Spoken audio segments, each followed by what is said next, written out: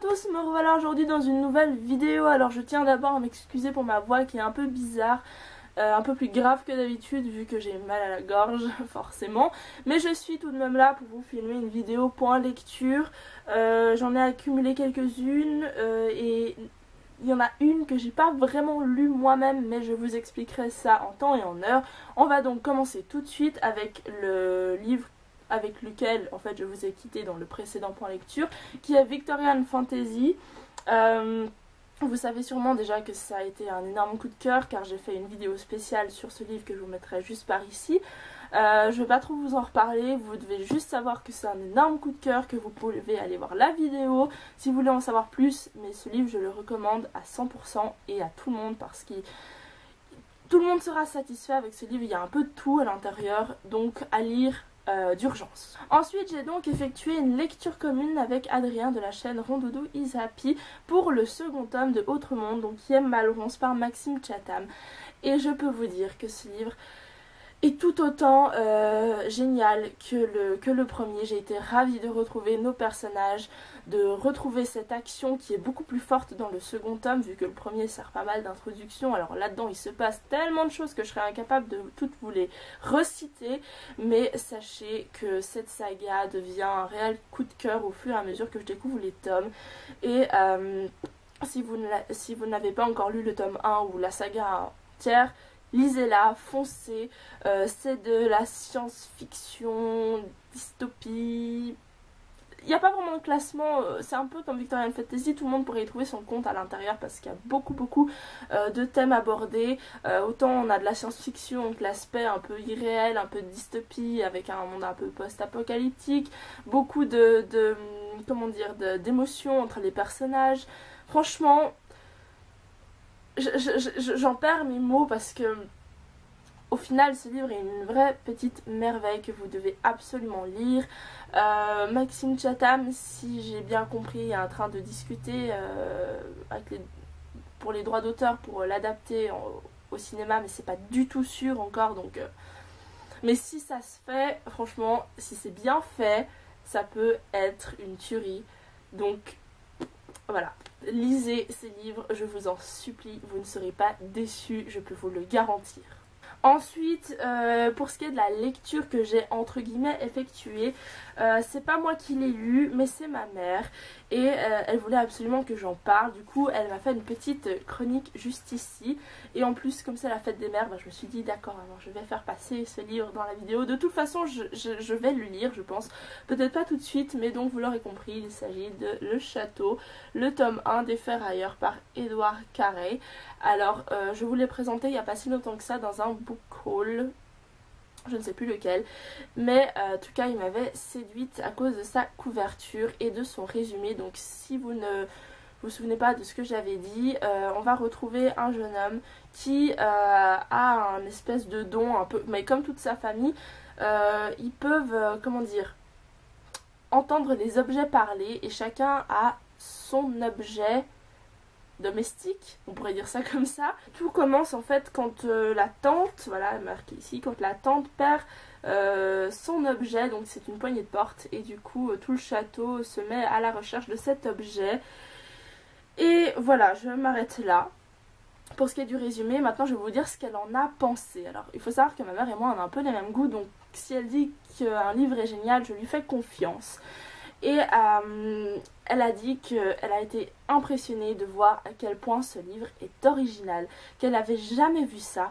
Et ça, je pense que ça se voit rien qu'à la couverture et au résumé, ça doit être un univers complètement sans dessus-dessous. En plus, les illustrations font penser un peu à Tim Burton, il y en a aussi à l'intérieur, je vais vous en montrer une.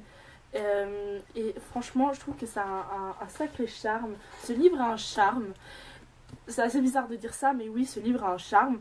Et ce qu'elle a aimé dans ce livre, c'est que, premièrement, donc comme j'ai dit, son originalité, et aussi l'histoire qui est, qui a beaucoup de suspense. C'est-à-dire que quand elle le lisait, je lui demandais comment il était, elle me répondait que il était bien, mais qu'elle voyait pas encore où l'auteur voulait aller, et que la fin, quand elle l'a fini, elle m'a dit que la fin était bouleversante.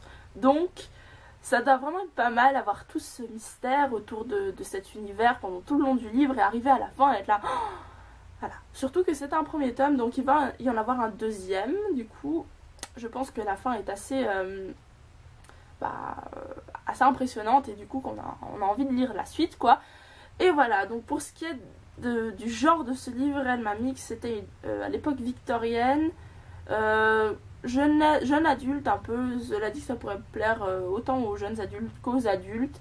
Et beaucoup de mystères, donc c'est pas, je sais pas trop où elle l'a classé, je dirais du fantastique. Ouais, je pense que c'est du fantastique. Donc voilà, vous l'aurez compris, ce livre est très très original, elle le conseille et du coup j'ai très envie de le lire maintenant. C'est pas très gentil ça, maman, et du coup elle va regarder, elle a fait le petit marque-page qu'elle a avec. Voilà, ils sont trop mignons, regardez. Voilà, donc un livre à lire selon ma maman. Et finalement, je termine ce point lecture avec une lecture, comment dire, un peu nouvelle pour moi, vu que il s'agit d'un manga qui est Death Note par Tsugimi Oba et les dessins sont de Takeshi Obata. Voilà, je suis pas encore très douée pour les prononciations des noms japonais. Et ce livre, je l'ai reçu de la part d'Anaïs de la chaîne Fangirl Reader, que j'adore cette fille, c'est devenu une amie mais qui restera à jamais dans mon cœur. Franchement on s'entend tellement bien, même chose pour Adrien, c'est vraiment des très belles rencontres que j'ai faites sur YouTube. Voilà, petit instant émotion. Et du coup elle me l'avait envoyé pour le swap et cette édition déjà est magnifique, elle est super belle, les pages sont noires, je suis amoureuse de cette édition, du coup il faut vraiment que je me procure la suite, pardon.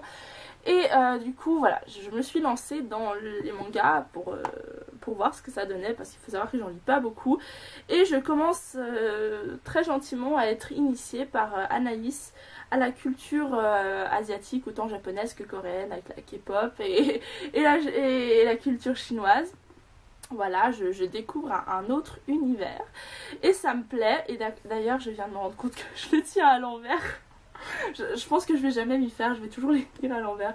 Oh là là, honte à moi. Et voilà. Bon, parlons du livre. Death Note, je pense qu'il n'est plus à présenter. Ce livre est assez connu, c'est un peu la base des mangas. C'est un dark kana, je crois que c'est ça le genre, un peu thriller comme ça. Et pour ceux qui ne savent vraiment pas de quoi ça parle, en gros, mais vraiment en gros, c'est un garçon, un jeune lycéen qui trouve un carnet où quand on écrit le nom d'une personne et la façon dont il meurt, bah cette personne meurt. Voilà. Et j'ai été ravie de découvrir cet univers, ces personnages. J'ai adoré les personnages, notamment elle et aussi un peu Light. Enfin elle, genre un L, hein. Le gars s'appelle Elle. Voilà. Et Light aussi, qui je pense va bientôt tourner du côté de ceux que j'aime pas, mais je sais pas pourquoi, mais on m'a dit que voilà. Et aussi le dieu de la mort qui est à l'intérieur, qui est vraiment trop chou, il fait très peur, mais moi au fil des pages je l'ai adoré, je l'ai trouvé adorable et mignon en fait. C'est trop bizarre de dire ça, mais je le trouve vraiment mignon. Et voilà, c'est très difficile de vous en parler sans vous spoiler. Il faut savoir qu'il y a les 2 premiers tomes à l'intérieur. Donc en tout je crois qu'il y a 13 tomes et il y a 6 volumes. Là c'est volume 1. Et du coup j'ai lu les 2 premiers tomes et j'ai vraiment adoré. C'est presque un coup de cœur en fait. C'est très facile à lire et en même temps très réfléchi. On voit toute la réflexion qu'il y a derrière, surtout pour Light. Je le trouve très intelligent et très malin. Je suis assez impressionnée à vrai dire. Et du coup voilà, j'ai hâte de voir comment ça va tourner, parce que forcément quand on se met à tuer des gens comme ça, bah, ça éveille pas mal de soupçons. Et j'ai trop hâte de lire la suite. Il faut absolument que je me la procure. Je peux pas trop vous en dire pour le moment, parce que vu que c'est les 2 premiers tomes et c'est pas encore passé la monstre révélation ou j'en sais rien.